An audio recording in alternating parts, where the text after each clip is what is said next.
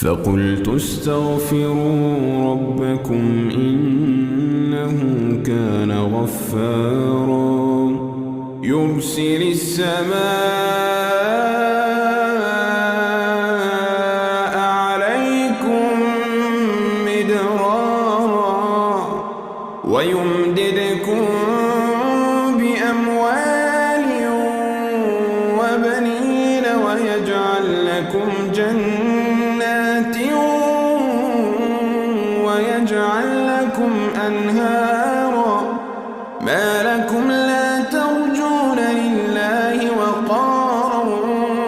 وقد خلقكم أطوارا